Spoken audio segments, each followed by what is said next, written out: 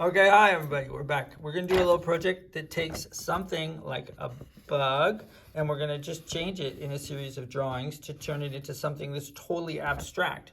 So not a bug to a car or a bird to a plane, but just going into a loose drawing that's kind of wild. Here's a really great example by one of the grade 12s, starting with the dragonfly, and then she like straightened some lines out, added some background stuff, some color, and as you can see, it's wicked. You can all do this.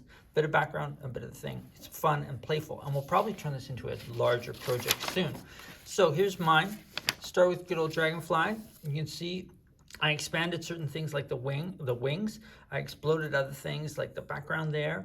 The circles turned to stars. I repeated some of the colors here and there, but then I changed a few others. There's a little background in there, so be sure that color fills the entire circle. Although it faded out there. Okay, so I expanded. I started to break stuff apart here. The wings just did this really weird overlapping things and the eyes became spirals. I'm gonna zoom in now on my next bit and you can kind of see where it came from. I'm not really sure where I'm going, so it's just a bit of a spontaneous project. So if I start with my spirals maybe, and I'm going to meet them in the middle again and just take that out to the edge. And I'm trying to do some symmetry, so it's like a mirror image, left, right. You don't have to do that, but that's what I'm going for. Ooh, I think I have to go back this way, try and make it line up there. Okay, that kind of worked. I'm happy with it. The body, what was body parts, I'm gonna maybe just turn those into squares right now.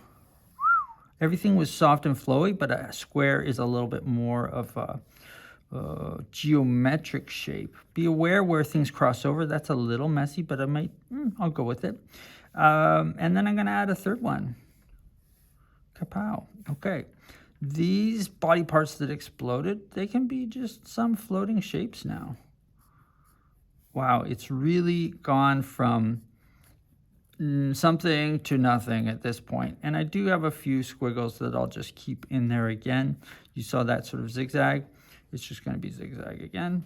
And I'm even going to do another one on the very bottom just because I feel like it. So this is what I feel like, kind of art piece as opposed to something else.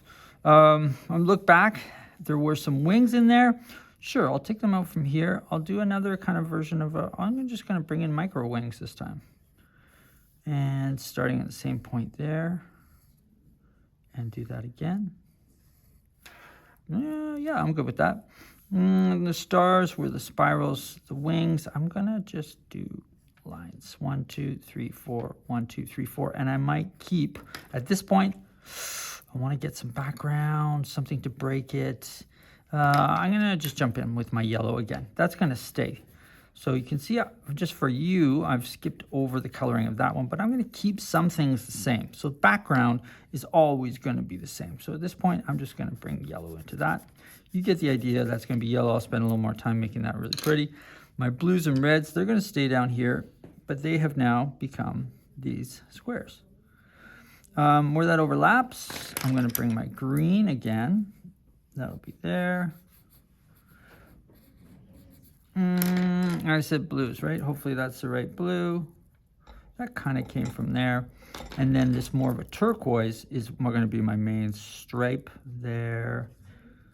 And the edges of the wings here. So you kind of are getting the idea. I'm not going to do the whole thing because as much as I know you really want to see that, I'm going to wrap it up in a second. But this gives you an idea. Fill it with color, change the shapes, it becomes completely abstract.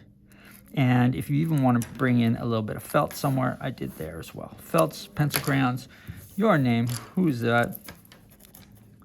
Should have done that first, right? And away you go.